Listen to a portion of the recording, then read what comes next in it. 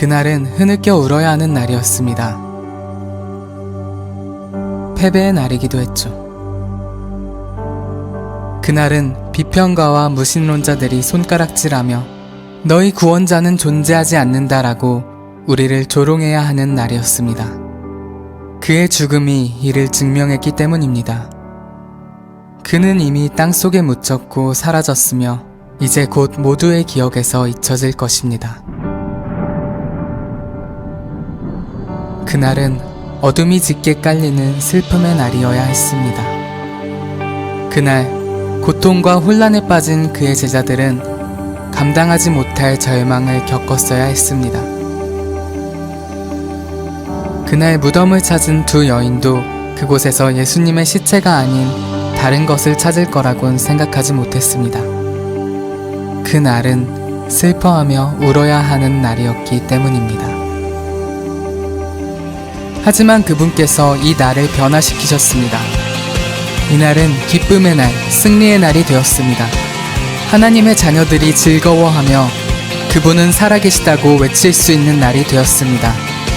그는 다시 일어나셨고 절대 잊혀지지 않을 것입니다. 이 날이 모든 어둠과 슬픔을 몰아냈습니다. 그리고 모든 죄와 수치를 깨끗게 하셨습니다. 이날 사명과 약속 그리고 희망이 예수님의 참된 제자들에게 넘쳐 흘렀습니다. 이날은 역사의 경종을 울리는 날이기도 했습니다. 우리의 왕이신 예수님이 뱀의 머리를 상하게 하셨습니다. 그는 죽음의 사슬을 끊어내시고 우리를 죄에서 구원하셨습니다. 절망의 눈물이 기쁨의 눈물로 바뀌었고 슬픔의 날이 경배의 날이 되었습니다. 바로 오늘 예수님께서 부활하셨습니다.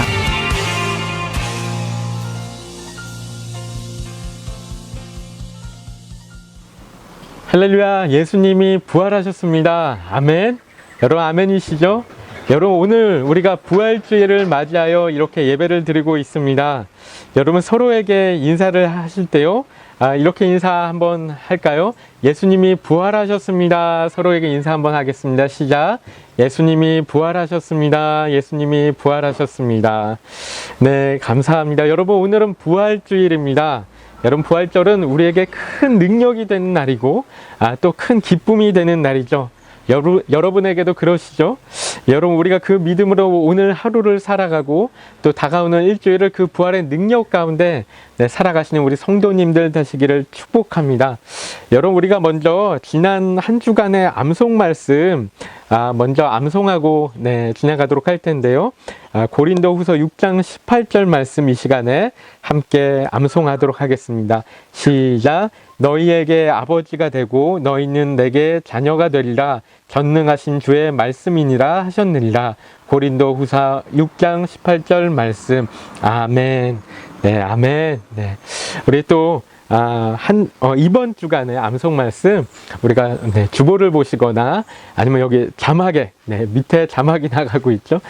자막 보시고 함께 읽도록 하겠습니다. 시작.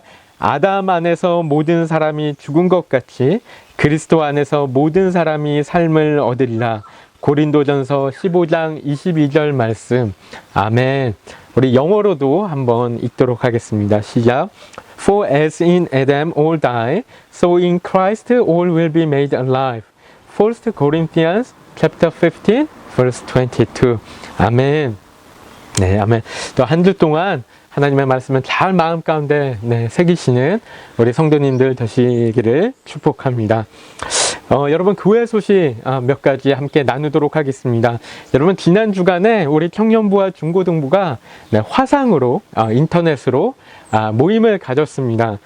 줌이라는 어플을 이용해서 모임을 했는데요. 앞으로도 청년부는 매주일 오후 3시에 모임을 하기로 했고요. 또한 중고등부는 매주 금요일에 오후 4시에 모임을 하도록 했습니다.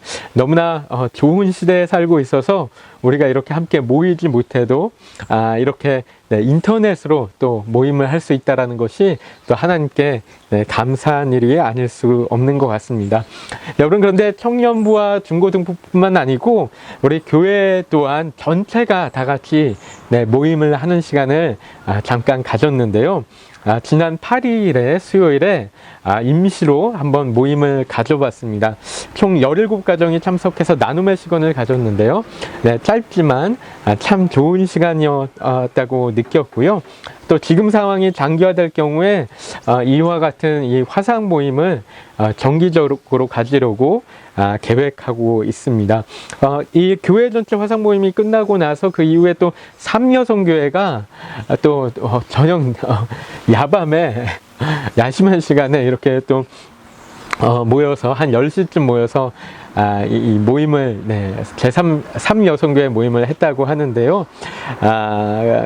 그리고 이제 삼여성교회뿐만 아니고 또 아가페셀이 또 이렇게 줌으로 모임을 했다고 합니다. 여러분, 그런데 줌 모임이 무료로 사용하면은 40분이라는 시간 제한이 있고요.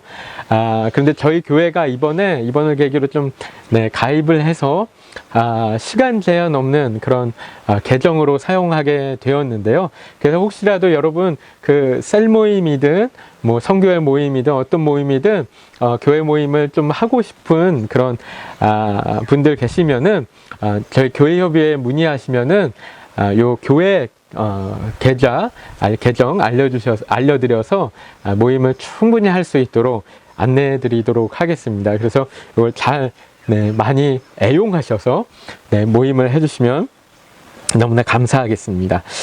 여러분, 주일 가정 예배 안내 또 한 번 더 이렇게 좀 드리려고 하는데요. 제가 지난 주일에 몇 분에게 여쭤봤더니 좀 저희 가정 중에는 또 이 주일 가정 예배를 가족이 다 같이 모여서 드리기를 좀 어려워하는 가정도 있다라고 얘기를 들었습니다.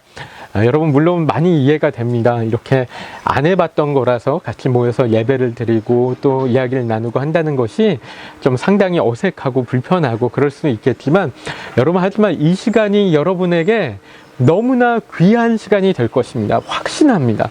여러분, 처음에는 어색하고 불편하고 그래서 조금 잘 안 하게 되고 할 수 있지만 한번 용기 내서 노력해서 좀 어색함을 깨트리고 한번 서로에게 조금 더 다가가 보면은 이렇게 이 가정 예배하는 시간이 하루하루 계속되면서 정말 그 가운데 정말 여러분 가정 가운데 하나님 나라가 임재하고 여러분 가정이 더 화목해지고 더 그 가운데 은혜가 넘치는 그런 가정이 될 줄로 확신합니다.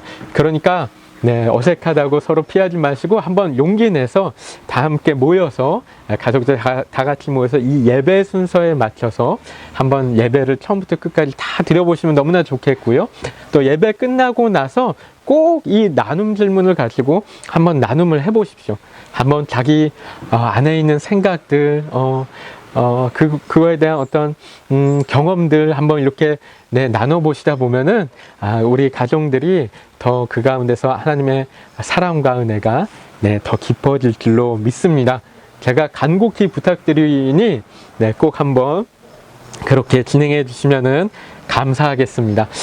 또 다른 광고들은요, 한번 그 주보를 참고해 주시면은 되겠고요.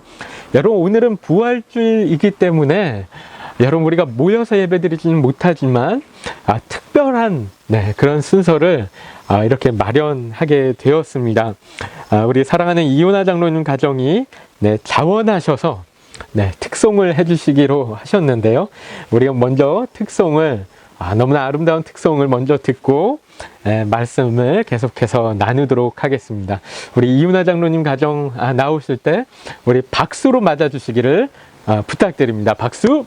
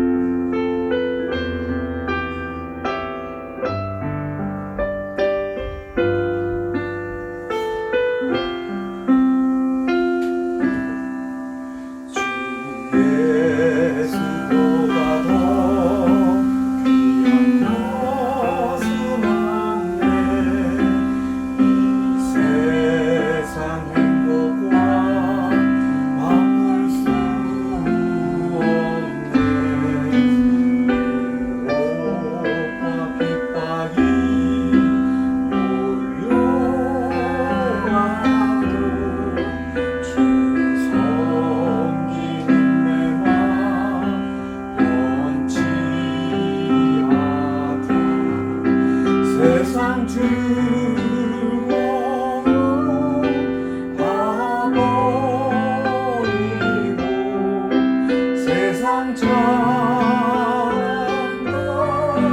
어렵네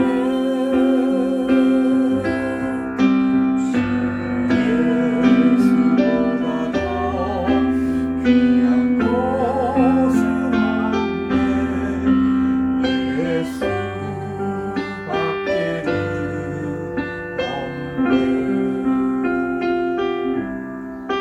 주 예수보다 귀한 곳은 없네 예수밖에는 없네.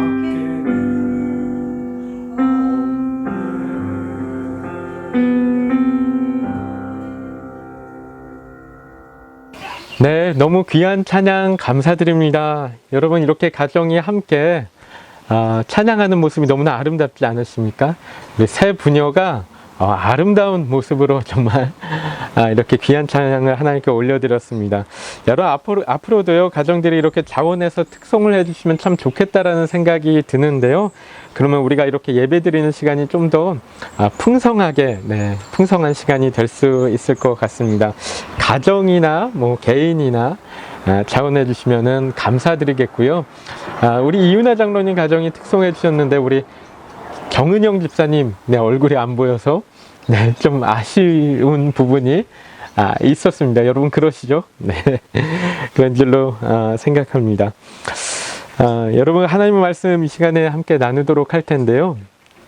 여러분 기독교에 있어서 가장 중요한 절기가 두 가지가 있습니다. 두 절기가 있는데요. 여러분 무엇인지 아시죠? 바로 성탄절하고 부활절입니다. 여러분 그 중에 하나가 바로 오늘 부활절인데요. 이 부활절에 우리 교회가 이렇게 다 함께 이제 하면서 이날을 충분히 기념하지 못한 것 같아서 여러분 조금 아쉬운 마음도 안타까운 마음도 좀 있는데요. 여러분 우리는 세상 분위기 때문인지 모르겠지만 여러분 이렇게 생각하는 경향이 있지 않나 싶습니다. 여러분 우리는 성탄절은 상당히 크게 생각하는 반면에 오히려 부활절은 성탄절보다는 조금 못한 절기로 이렇게 생각하는 경우가 있지 않나 제가 생각해 보는데요. 여러분 그래서 성탄절 때는 보면은 특히 이제 이때가 연말 시즌이라서 더 그렇겠지만 뭐 교회에서 예배도 정말 크게 드리고 행사도 거창하게 하고 너무나 이제 들떠하고 이런 마음들이 있는 반면에 부활절은 늘 그것보다는 좀 못한 느낌으로 지나가는 것 같은 거예요. 그런 느낌을 제가 봤습니다. 여러분 그런데 성탄절이 더 중요할까요? 부활절이 더 중요할까요? 여러분 어떻게 생각하십니까? 이 성탄절, 부활절 어떤 게 더 중요한 절기일까요? 한번 생각해 보시기 바랍니다. 무엇일까요? 네, 대답해 보시겠어요? 네. 여러분 똑같겠죠? 똑같겠죠? 똑같이 중요하겠죠? 여러분 성탄절이나 부활절이나 예수님과 관련된 절기이기 때문에 여러분 이게 더 중요하고 이게 덜 중요하고 이런 것은 없을 것 같습니다. 그렇죠? 여러분 성탄절은 예수님의 탄생과 성육신을 기념하는 절기고요. 또한 부활절은 예수님의 부활을 기념하는 절기인데요. 여러분 그런데 성탄절은 우리가 그 정확한 날짜는 모릅니다. 여러분 실은 12월 25일이 예수님이 태어난 날 아니죠. 여러분 아닌 거 아시죠? 어린아이들은 깜짝 놀랄지도 모르겠는데요. 여러분 성경에서 이 예수님이 태어난 날짜는 이야기하고 있지 않습니다. 그렇죠? 다만 이후에 이제 사람들이 정한 건데요. 여러분 실은 그래서 원래 초기 기독교는 처음 300년 동안 여러분 성탄절이라는 절기조차 없었다고 합니다.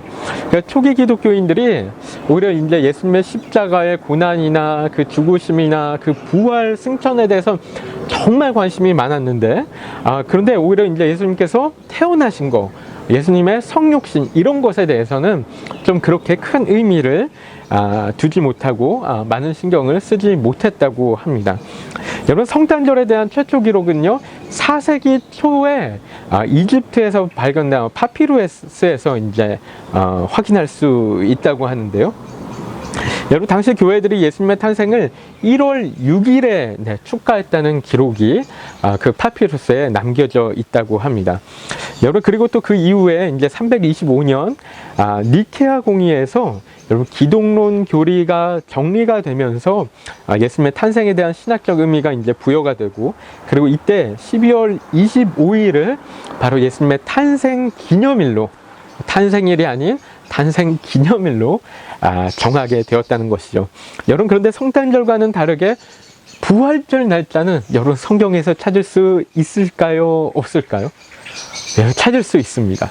여러분, 부활절 날짜는요, 성경에 정확하게 명시가 되어 있습니다. 여러분, 성경에서 어떻게 이야기하는지 보면요, 예수님이 당시 6월절이었던 금요일에 십자가에서 돌아가시고, 또 3일 만인 일요일에, 그래서 금요일, 토요일, 일요일에서 3일 만인 일요일에 다시 살아나셨다고 하는 것이죠. 여러분, 그래서 우리가 지금도 부활절을 일요일, 주일에 이렇게 지키고 있는 것인데요.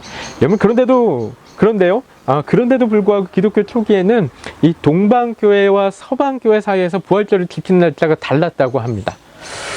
여러분, 이 동방교회와 서방교회도 좀 처음 들어보시는 분이나 뭔지 잘 모르시는 분들도 있을 것 같은데, 여러분, 동방교회는 영어로 하면은 이스턴 오소독스라고 하고요, 또 서방교회는 보통 이제 로만 캐톨릭 얘기하는데요.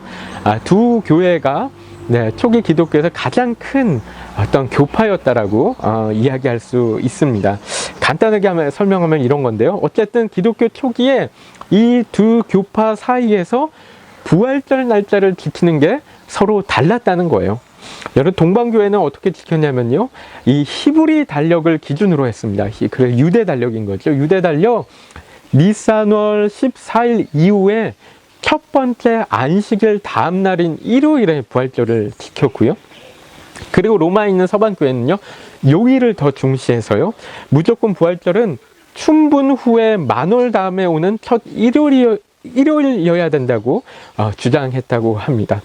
여러분, 무슨 말인지 잘 모르실 수도 있는데, 하여튼 이렇게 달랐다는 건데요. 그런데 이 문제도 결국에 이 325년 니케아 공의에서 이제 다시 완전히 이제 정리가 되어졌는데요. 니케아 공의에는요, 이 부활절 날짜를 히브리 달력에 이게 이제 연관 있게 하지 말자, 히브리 달력과 상관없게 가자, 이렇게 이제 결정하면서 결국에 이제 동방교회가 아닌 서방교회 날짜를 따르기로 정한 것이죠. 실은 이것보다 조금 더 복잡한 이야기들이 있는데요, 간단하게만 이야기하면 이런 것입니다. 여러분, 그래서 보면요, 여러분 잘 아시다시피 여러분 매년 부활절 날짜가 바뀌고 있죠. 여러분, 그 사실 잘 아실 겁니다. 근데 이게 어떤 기준으로 바뀌는지는 여러분 잘 모르셨잖아요. 그쵸? 잘 모르셨죠? 근데 이게 이렇게 계산하면 된다는 거예요. 제가 다시 한번 말씀드리면은, 이 서방교회에서 정한 계산법은요, 부활절은 춘분 후에 만월 다음에 오는 첫 일요일이라는 거죠. 여러분, 청년들과 또 청소년들을 위해서 조금 더, 우리 또 뉴질랜드에 있는 청년 청소년들은 또 잘 모를 수 있으니까 다시 한번 좀 자세하게 설명을 드리면요, 춘분이라는 것은 이제 낮 시간과 밤 시간이 똑같은 날을 이야기를 하는데요, 이때가 양력으로 3월 21일을 이야기합니다. 정해져 있죠. 양력 달력에 3월 21일이 항상 매년 춘분인 것으로 정해져 있습니다. 그리고 춘분 바로 다음에 만월이라고 하는데, 만월은 보름달 뜨는 날을 이야기합니다. 여러분, 보름달이 언제 뜨죠? 음력으로 매월 15일에 뜨는 거죠. 그렇죠? 매월 15일에 보름달이 뜨는데요. 그리고 그 만월 보름달이 뜨는 날이 지난 바로 다음에 첫 일요일에 바로 이 부활절을 지킨다는 것입니다. 그래서 양력 3월 21일 그 이후에 첫 보름, 그러니까 음력으로 15일 이후에 첫 일요일을 부활절로 지킨다는 것이죠. 여러분, 제가 굳이 이거를 구글 칼렌더에 음력 날짜를 이렇게 입력해 가면서 날짜를 이렇게 계산해 봤는데요, 올해 날짜를 계산해 보니까 이렇더라고요. 올해는 3월 21일이 3월 셋째 주 토요일이었습니다. 여러분, 그때는 음력으로 2월 27일이었는데요. 2월 27일이니까 그 다음에 오는 만월 보름달 뜨는 날은 당연히 3월 15일이겠죠. 3월 15일이 바로 지난 화요일 4월 7일, 양력으로 4월 7일이었습니다. 여러분, 그러니까 오늘 12일이 바로 부활주일이 되는 것이죠. 이렇게 이제 내년도 부활절 날짜도 계산할 수 있을 것 같은데요. 여러분 이렇게 해보는 것이 재밌지 않습니까? 저는 재밌게 좀 느꼈는데 어쨌든 이렇게 되는 것인데요. 여러분 중요한 것은 뭐냐면요. 중요한 것은 여러분 기독교는 처음부터 부활절을 너무나 중요하게 여겼다는 거예요. 그렇죠? 실은 성탄절보다 더 중요하게 여겼다는 거예요. 기독교 초기에 그랬다는 거죠. 여러분 교회가 주일에 모이기 시작한 것도 바로 예수님의 부활을 기념하기 위해서였어요.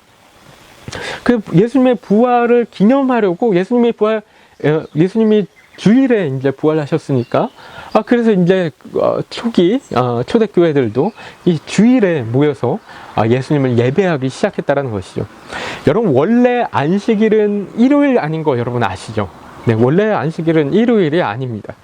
여러분 가끔 안식교에서 개신교를 과거에 특히 이렇게 많이 공격을 할 때가 있었죠. 하나님이 안식일 지키라고 하는데 안식일이 토요일인 거 아니야? 이렇게 물어보면은 그때 이제 과거에는 많은 개신교인들이 이 사실을 잘 몰라서 막 멘붕에 빠지곤 했습니다. 그래서 제대로 답변을 못하고 했는데 여러분 팩트는 무엇이냐면요. 우리는 안식일에 예배하러 모이는 것이 아니라는 거예요. 그렇죠? 여러분 우리가 안식일에 대한 정신은 그대로 지키는데 여러분 교회는 예수님의 부활하신 날을 기념하기 위해서 주일에 모이는 거지 안식일에 모이는 거 아니라는 것입니다. 여러분 왜냐면은 예수님의 부활이 그만큼 우리에게 너무나 중요하기 때문이라는 거예요. 여러분 게다가 한 주에 첫 시작하는 날도 여러분 월요일 아니잖아요. 여러분 이 사실도 아시죠? 네. 월요일이 한 주의 첫 시작이 아닙니다. 여러분 언제 시작이죠? 주일이 한 주의 시작인 거죠. 그렇죠? 일요일. 여러분 그래서 우리는 어떤 거예요? 우리는 안식일인 토요일에는 쉬고 네, 하나님도 쉬셨으니까 쉬고 또 한 주의 첫 시작인 일요일은 예수님을 예배하며 한 주를 시작하게 된다는 것이죠. 여러분 그래서 원래 기독교의 전통은요 예수님의 부활을 매주 기념하는 거였습니다. Every Sunday 매주 첫날에 그쵸? 매주 첫날에 예수님의 부활을 기념하는 거였어요. 이만큼 중요하게 여긴 거예요. 부활을. 그쵸? 이만큼 중요하게 여긴 거예요. 그 사도행전을 또 보면요 예수님의 제자들이 늘 이렇게 복음을 전할 때 어떤 복음을 전합니까? 전하는 복음이 어떤 거냐면요 항상 예수님의 십자가의 죽음과 부활을 전하는 거예요. 그렇죠? 이게 이제 메인 포인트였다라는 것이죠. 여러분 그래서 이제 그 초대 기독교가 그래 지금도 마찬가지고요. 우리가 이제 부활절을 예수님의 부활을 얼마나 중요하게 여기는지는 여러분 이로 말할 수가 없는 것이란 거죠. 여러분 그래서 내년에는 우리 교회도 우리 노쇼아님 교회도 이 부활절을 좀 더 미리 잘 준비해서 의미 있게 좀 이 시간을 기념을 했으면 좋겠다라는 생각이 드는데요. 우리 성도님들도 꼭 이 사실을 기억해 주시고 참여해 주셨으면 좋겠다라는 생각입니다. 여러분 그런데 기독교가 부활을 이토록 중요하게 여기는 이유는 무엇일까요? 여기에 이렇게 중요한 의미를 가지는 이유는 무엇일까요? 여러분 교회가 예수님의 부활을 이렇게 중요하게 여기는 것은 여러분 부활이 없었다면은 교회가 존재할 수 없었기 때문이에요. 여러분 부활이 없었다면은 기독교가 존재할 수 없었던 거예요. 여러분 부활은요 예수님의 사역의 완성이었습니다. 여러분 성경의 스토리 가운데 클라이맥스가 십자가라면은 부활은 완전한 결론을 짓고 있는 거예요. 콘클루드하고 있는 거예요. 그래서 부활은 예수 그리스도의 승리를 이야기하고 또 하나님 나라의 완성을 이야기하고 있는 것입니다. 여러분 만약에 예수님의 사역이 오직 십자가로 끝난 것이라면은 여러분 그것은 절망 가운데 끝난 거예요. 슬픔 가운데 실패로 끝난 겁니다. 여러분 잘 아시다시피 그 예수님의 십자가 죽으심 이후에 제자들은요 다 흩어져 버렸어요. 다 숨어 버렸어요. 자신들은요 모든 것을 다 포기하고 예수님을 따랐다고 생각했는데 그리고 지금껏 하나님의 나라를 만들어 갈 거라고 잔뜩 기대하고 있었는데 예수님께서 로마 병정들에게 끌려가시고 막 십자가역이라는 최고 극형을 당하시면서 돌아가시니까 이게 다 이제 좌절되는 거예요. 실패로 끝난 거예요. 낙담하고 그러니까 무서워서 숨어버리는 거예요. 여러분 그런데 그런 상황에서 예수님이 부활하셨다라는 거죠. 여러분, 제자들이 이 사실에 얼마나 놀랐는지 아십니까? 정말 너무나 놀랐죠. 여러분, 이게 너무나 큰 반전 사건이었습니다. 여러분, 예수님의 사역이 정말 본인들이 느낄 때 아무런 의미 없이 끝났다고 생각했는데 이 부활로 인해서 완전히 전세가 역전이 된 거예요. 그 의미가 완전히 뒤바뀌게 된 거예요. 여러분, 부활은 제자들에게 예수님의 십자가 사역의 의미가 정말로 무엇인지를 깨닫게 했고, 또한 예수님이 정말로 어떤 분이신지, 예수님의 정체성이 무엇인지 정말 온전하게 이해하게 한 것이죠. 여러분, 그래서 성경의 기록을 보면 하냐면요, 나중에도 또 언급할 내용이긴 하지만 예수님께서 부활하신 이후에 예수님을 따르는 자들이 급격하게 늘어갑니다. 여러분, 그전까지는 예수님을 따르던 숫자와는 정말 비교도 안 될 만큼 늘어가는 거예요. 여러분, 그래서 제자들은 이 예수님의 부활 이후에야 깨닫는 게요, 예수님의 십자가 사역의 의미가 이거구나, 예수님께서 완성하신 하나님 나라가 이거구나, 이것을 깨달으면서 여기에 목숨을 걸기 시작한 것이죠. 여러분, 그래서 오늘 말씀 가운데 사도 바울이 뭐라고 이야기합니까? 고린도전서 15장 14절 말씀 우리가 한번 함께 읽겠습니다. 시작. 그리스도께서 만일 다시 살아나지 못하셨으면 우리가 전파하는 것도 헛것이요 또 너희 믿음도 헛것이며. 여러분, 사도 바울 또한 하는 이야기가요, 만약에 예수 그리스도의 부활이 없었다면, 예수님이 부활하지 않으셨다면 우리는 헛것을 믿고 있는 거 아니냐는 거예요. 여러분, 전라도 사투리에 뻘짓한다고 그러죠? 우리 완전히 뻘짓하고 있는 거 아니냐는 거예요. 그렇죠? 여러분, 그 이유가 무엇이죠? 왜 부활이 없으면 모든 게 헛것이 되죠? 여러분, 그 이유는요, 첫 번째로 우리가 여전히 죄 가운데 있을 것이기 때문이라고 해요. 우리가 고린도전서 15장 17절 말씀을 읽겠습니다. 시작. 그리스도께서 다시 살아나신 일이 없으면 너희의 믿음도 헛되고 너희가 여전히 죄 가운데 있을 것이요. 아멘. 여러분, 우리는 예수님의 십자가로 인해서 우리의 죄가 완전히 사해졌다고 믿습니다. 그렇죠? 여러분, 그런데 실은요, 이 부활이 없었다면 여러분, 이게 성립될 수가 없는 거예요. 왜냐하면 아무리 예수님이 십자가에서 돌아가신다 하더라도 예수님이 하나님이 아닌 단지 인간일 뿐이었다면 여러분, 절대로 온 인류의 죄를 사해 줄 수 있는 분이 아니기 때문입니다. 여러분, 인류의 죄를 위해서 십자가에서 돌아가신다면 여러분, 한 가지 조건이 붙는데요, 여러분, 그것은 그 사람이 죄가 없어야 됩니다. 죄가. 여러분, 그 사람이 죄가 있다면 그 사람은 누군가를 위해서 죽을 수 있는 것이 아니에요. 여러분, 그 사람은 그냥 자기 죄 때문에 죽는 것입니다. 자기 죄 때문에. 여러분, 그런데 세상 가운데 죄 없는 인간이 누가 있어요? 여러분, 인간인데 죄가 없을 수 있습니까? 여러분, 그 누구도 그렇게 될 수가 없는 거죠. 여러분, 세상에 태어나는 사람들 가운데 죄 없이 태어나는 인간이 여러분 어디 있겠어요? 여러분, 그런 사람이 있다라면은, 그 사람이 정말로 있다라면은 그 사람은 신적인 존재라고밖에 얘기할 수 없는 것이죠. 여러분, 그렇기 때문에 예수님은 죄가 없으신 분이어야만 한다는 것이죠. 그렇죠? 예수님은 하나님이 되어야만 한다는 거예요. 여러분, 예수님이 하나님이 아니고서는 우리를 위해서 십자가에서 죽으실 수 없다라는 것이죠. 여러분, 그런데 이 같은 사실을 어떻게 증명할 수 있는가? 예수님이 하나님이라는 사실을 어떻게 증명할 수 있는가? 바로 부활로 인해서 증명이 됐다는 거예요. 이 부활로 인해서.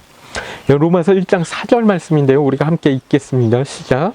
성결의 영으로는 죽은 자들 가운데서 부활하사 능력으로 하나님의 아들로 선포되셨으니 곧 우리 주 예수 그리스도시니라. 아멘. 여러분, 부활로 인해서 예수님이 하나님의 아들이시라고 증명되고 선포된 거예요. 그렇죠? 네. 여러분, 부활이 없으면 안 되는 두 번째 이유가 있는데요, 두 번째 이유는 예수님의 부활은 죽음을 이기신 승리를 의미하는 데 있기 때문입니다. 여러분, 죽음이란 것은 인간에게 저주 같은 거예요. 저주예요. 가장 최악의 저주입니다. 컬스예요, 컬스. 여러분, 죄로 인해서 모든 인간에게 주어진 영원히 풀지 못할 저주인 거죠.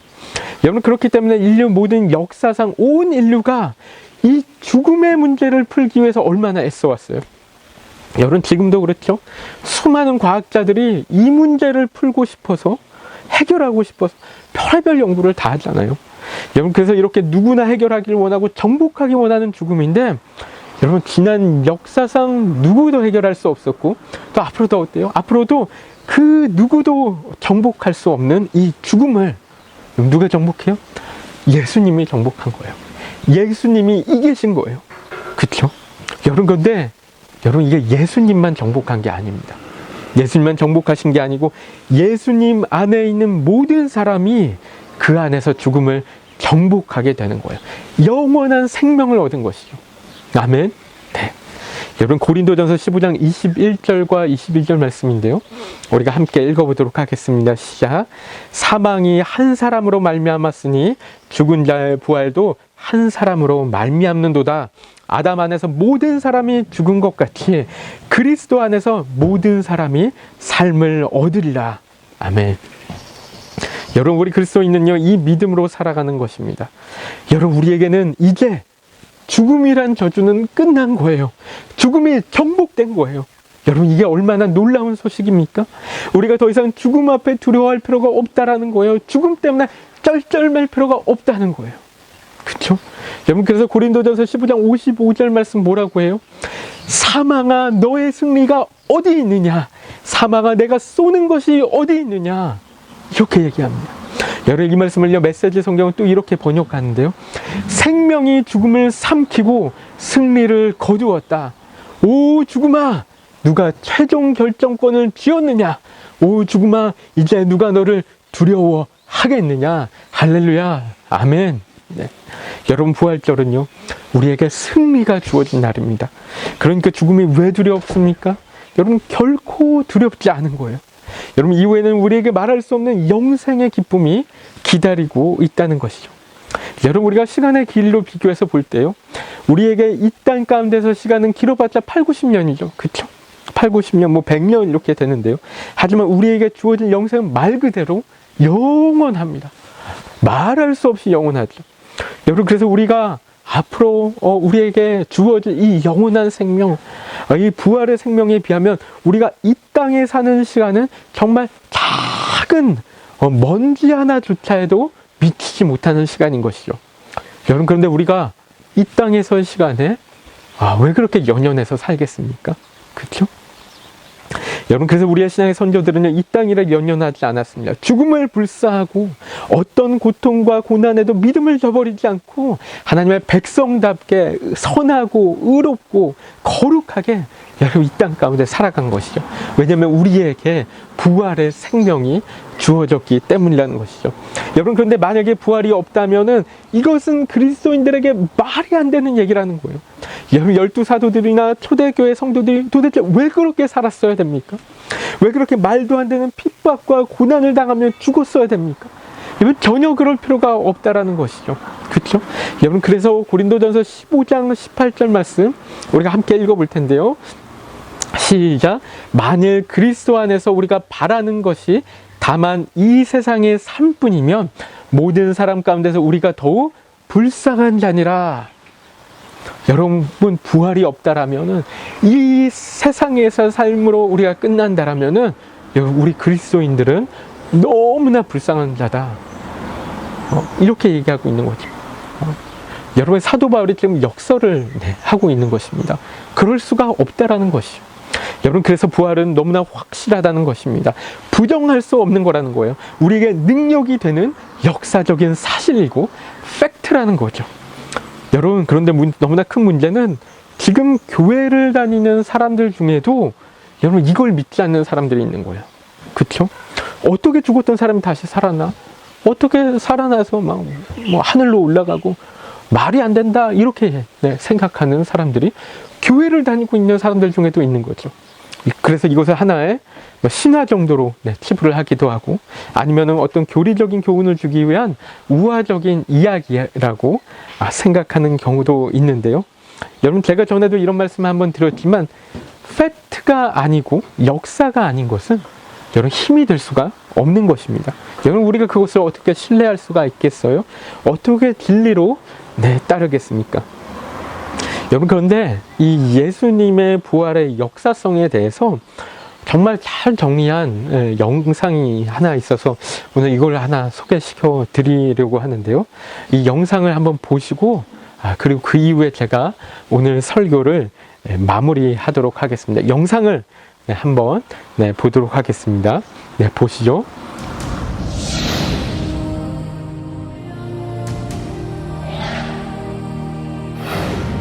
예수의 부활은 역사적 사실일까요? 사람이 어떻게 죽었다가 다시 살아날 수 있을까요? 예수의 부활을 역사적 사실로 여기는 기독교의 신앙은 단지 종교적 신념에 불과한 것일까요? 생애 말년에 유신론자가 된 영국의 철학자 앤터니 플루. 예수의 부활에 관한 증거는 다른 어떤 종교에서 주장하는 기적의 증거보다 월등하며 양적으로나 질적으로 비교가 안 될 정도로 다르다. 무신론자의 마음까지 움직이게 했던 증거. 현대인들이 납득할 만한 예수 부활의 증거는 과연 무엇일까요?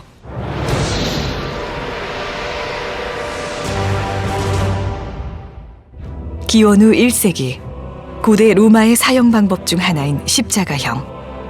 죄수 스스로 약 80kg 무게의 십자가 형틀을 짊어지고 형장으로 올라가 손목과 발에 못이 박힌 채 죽음을 맞이하는 잔인한 사형 방법. 예수는 로마 제국을 위협하는 인물로 고발되어 빌라도 총독에 의해 십자가형에 처해진 후 예루살렘에 있는 무덤에 묻혔습니다. 역사가 타키투스의 연대기 15권 44장 2절에도 빌라도 행정관에 의해 처형된 예수의 기록이 존재합니다. 부활을 믿지 않는 저명한 신약학자 게르트 르데만 역시 예수가 십자가에서 죽은 것은 논란의 여지가 없다라고 인정합니다.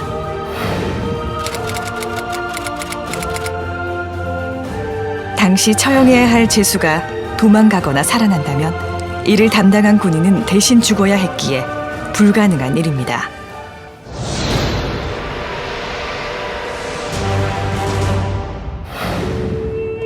예수가 죽은 지 사흘째 되는 날 새벽, 그의 무덤은 빈 상태로 발견되었습니다.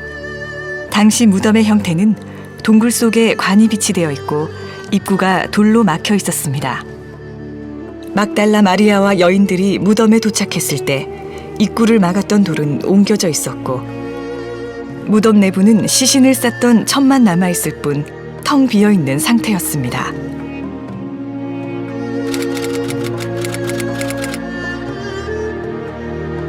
로마 병사들이 예수의 무덤을 지키고 있었기 때문에 시신을 훔쳐가는 것은 불가능했습니다. 유대인들은 시신을 중요시했기 때문에 유대인들이 스승의 시신을 훔쳤다는 주장도 설득력이 약합니다. 만약 거짓 소문이 퍼지도록 바랬다면 빈 무덤을 처음 발견한 이가 여자라고 기록하지 않았을 것입니다. 유대 사회에서 여자의 사회적 지위는 굉장히 낮았으며 여자의 말은 믿을 수 없는 것으로 치부되었기 때문입니다. 저명한 종교 철학자이자 변증가 게리 하버마스. 예수의 빈 무덤에 대해 씌어진 2200여 개의 문헌을 조사한 결과 75%의 학자가 예수의 빈 무덤을 역사적 사실로 받아들인다고 주장하였습니다.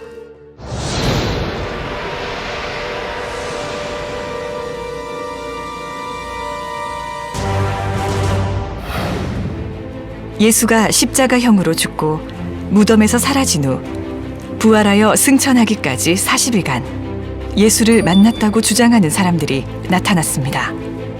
만약 제자들 중 몇 사람만이 예수의 부활을 주장했다면 그들은 미친 사람 취급을 받았을 것입니다. 하지만 예수를 목격한 사람은 500명이 넘었습니다.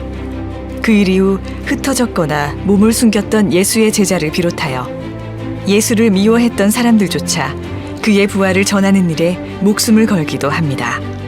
그 결과 교회가 출현하게 되었고 불과 20-30년 안에 기독교는 폭발적인 부흥을 맞이합니다. 로마를 비롯한 광범위한 지역에서 수많은 사람들이 예수를 하나님의 아들로 믿게 되었습니다. 이것은 다수의 학자가 인정하는 역사적 사실입니다. 하나의 역사적 사건이 입에서 입으로 전해져 전설의 경향성을 보이는데 두 세대는 너무나 짧은 기간이라고 합니다. 그러나 신약 성경은 예수의 죽음과 부활 후 18년에서 60년 사이에 기록되었습니다. 신화가 발생될 시간적 여유가 없었으며 60년 이내에 벌어졌던 실제 사건이 그대로 기록되었다고 봐야 할 것입니다. AD 30년경 로마 제국의 통치하에 있던 작은 나라에서 반역자로 처형당한 예수는 죽음 후 많은 이들에게 부활한 모습으로 목격되었고 그를 믿지 않던 이들조차 예수가 하나님의 아들임을 믿게 되었습니다. 예수의 부활은 실제 일어났던 역사적 사건입니다. 이제 여러분이 부활한 예수를 만날 차례입니다.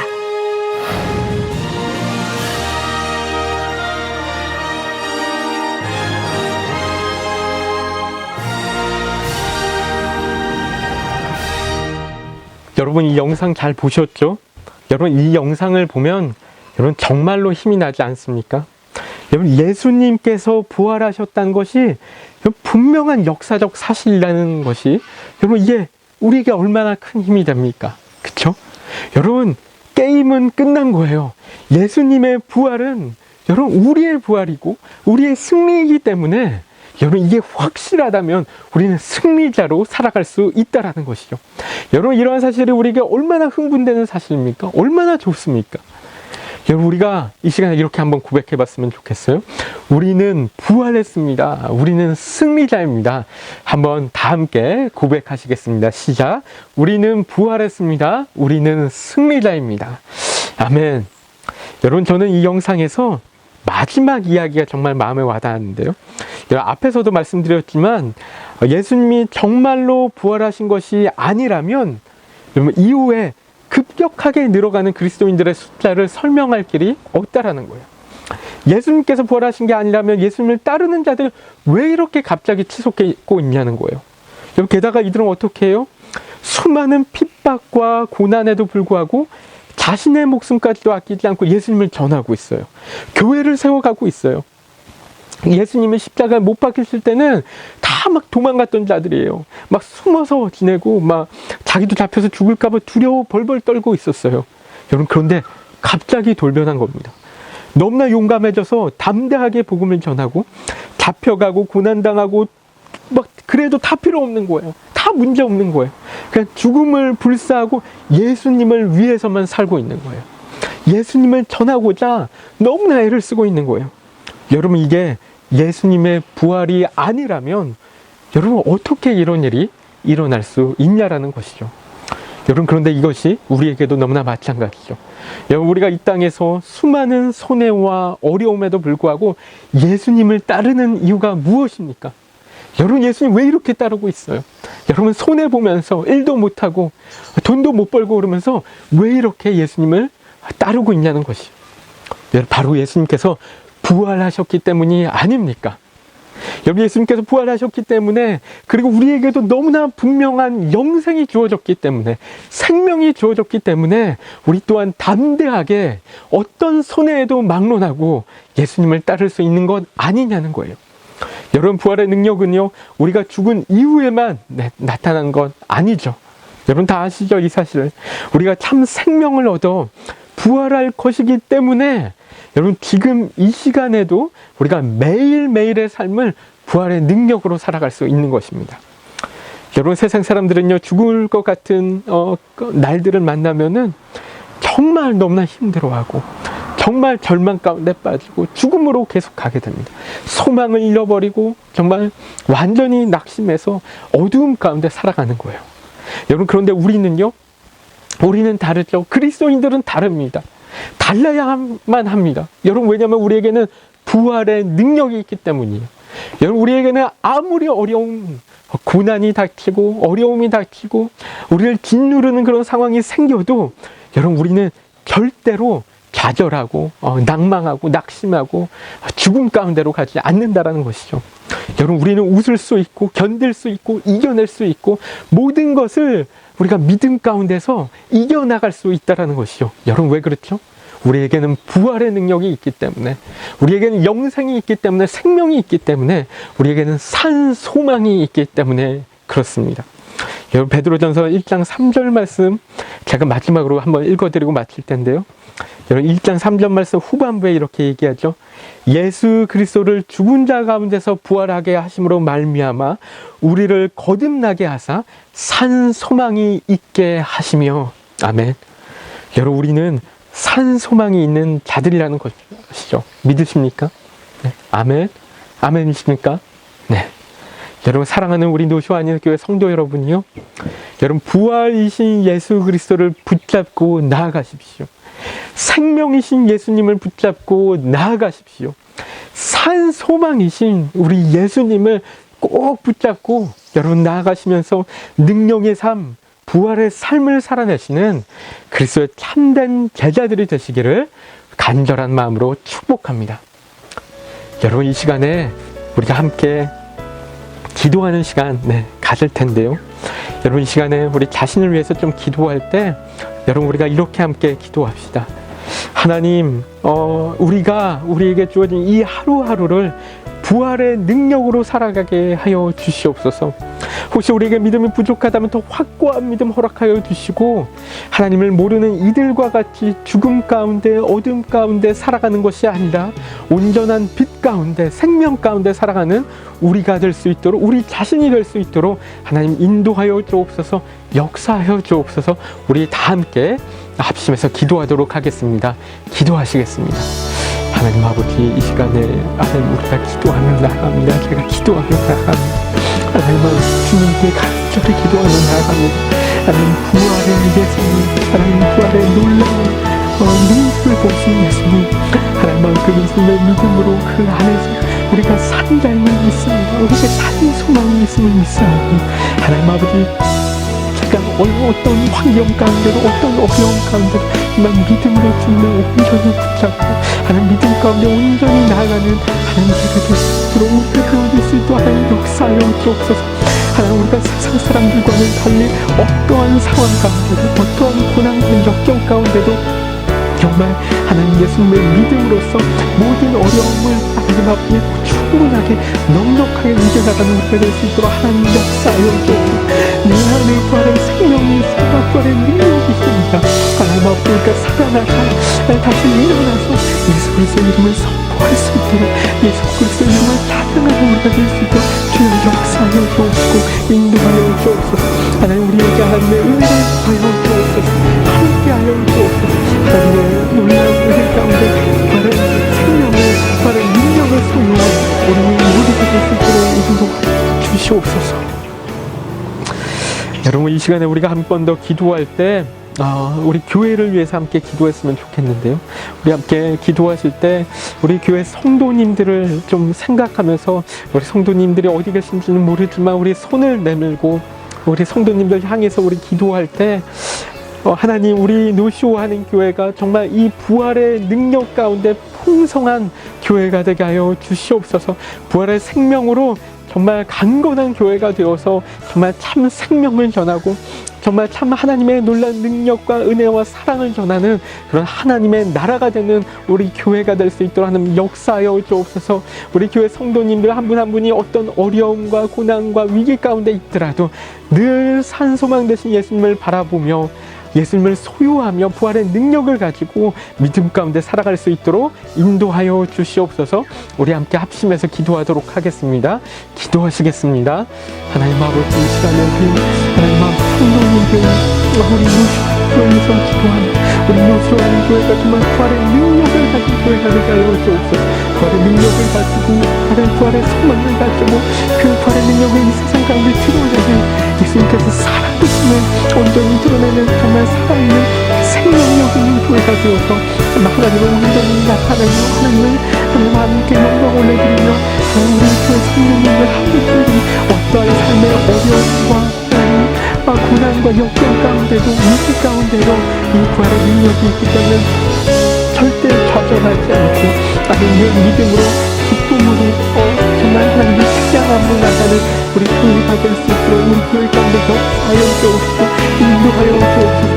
우리 교회 안에 이 부활의 능력이 타고도 넘쳐오기로 정말 하나님의 온전히 전하는 하나님 그런 교회, 하나님 정말 예수 그리스도의 생명을 소유한 그런 교회가 될 수 있도록 하나님 역사하여 주옵시고 인도하여 주시옵소서. 하나님 아버지 감사합니다. 우리 교회 가운데 하나님 또 이렇게 우리 몸은 다 따로 있지만 마음이 하나 되어서 함께 이 부활주일 예배를 정말 하나님께 올려드리게 하여 주시니 감사합니다. 하나님 아버지 예수 그리스도께서 우리의 부활이 되셔서 우리의 생명이 되셔서 첫 열매가 되셔서 하나님 우리로 하여금 살아가게 하여 주시니 감사합니다. 우리에게 생명을 얻게 하여 주시니 감사합니다. 우리의 생명 되신 예수 그리스도를 따라 하나님 우리가 어둠에 거하지 않고 빛 가운데 거하며 우리가 죽음 가운데 있지 않고 생명 가운데 거하며 우리가 부활의 능력 가운데 하루하루 정말 온전히 살아있는 예수 그리스도의 모습으로 예수님의 제자의 모습으로 우리가 살아가는 우리 모두가 될 수 있도록 인도하여 주옵시고 역사하여 주시옵소서. 이제는 부활의 소망 되신 우리 주 예수 그리스도의 크신 은혜와 하나님의 극진하신 사랑하심과 성령님의 감화감동 교통하심의 역사가 지금 이 자리 가운데 부활하신 예수 그리스도 안에 거하며 부활의 능력, 생명의 능력으로 하루하루를 믿음으로 산소망 가운데 살아갈 우리 모든 노쇼 한인교회 성도님들 머리머리 위에와 그 가정과 일터와 학업과 사역과 모든 삶의 영역들 가운데 이제로부터 영원까지 함께 하시기를 간절히 축원하옵나이다. 아멘. 아멘. 여러분 사랑하고 축복합니다. 한 주간 또 부활의 능력으로 승리하시고 우리 다음 주일에 또 뵙도록 하겠습니다. 네, 또 뵙겠습니다.